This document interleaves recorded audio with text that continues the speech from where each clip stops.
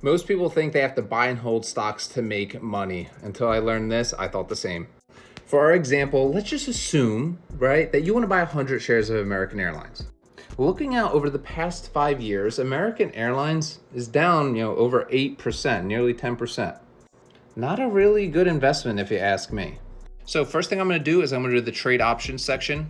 And bear with me, I promise you this isn't the risky, crazy buying option stuff that you've probably lost a whole bunch of money on. I'm right there with you. I lost a bunch of money that way.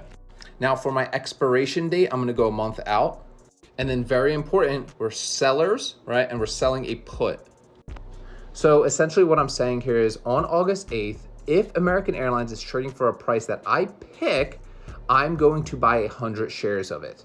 Now, for taking on that risk of maybe buying shares, I'm going to collect premium up front, and that premium is coming from the options buyer. So, for example, at the time of me recording this educational video, American Airlines is trading for $11.67. Now, I can choose here any strike price that I'd be comfortable owning American Airlines on August 8th. And I'd collect a premium upfront.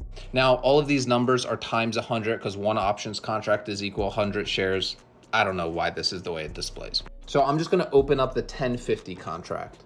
First thing I like to do is look at this Delta Greek. Listen, first and foremost, all technical analysis, all Greeks, it's all a BS Fugazi, but at least it helps us build a thesis for why we do things. I mean, come on, what we've seen in this market lately is insane. No technical is gonna tell you that. But with that said, I usually do like to look at the Greek as a probability of assignment, right? So this one being a 23, basically 0.23, there's a 23% chance that American Airlines will hit 1050 on 8/8, and I will have to buy 100 shares. Now, if I go to the actual order of a single contract, remember that's equal to 100 shares, I'd collect $27 of premium from an options buyer.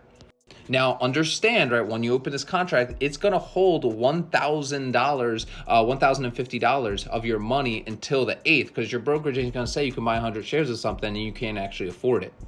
Now, you can obviously do as many contracts as there is open interest. However, you got to make sure you have the bankroll for this, right? If you do 10 contracts, sure, you're collecting more premium, but you're locking up a lot more collateral. So, make sure that you got that money. Otherwise, it's going to use your margin or something. So what are the risks with this strategy? Because it's important to understand this stuff for yourself. First one, right? Let's say the 8th rolls around and American Airlines is trading around like $12. If that happens, your contracts would expire. They would no longer be in your brokerage. Your collateral, your money that was tied up will return back to you, obviously, or you got that premium up front, right? And then you could run the play again on a different opportunity or whatever you want to do.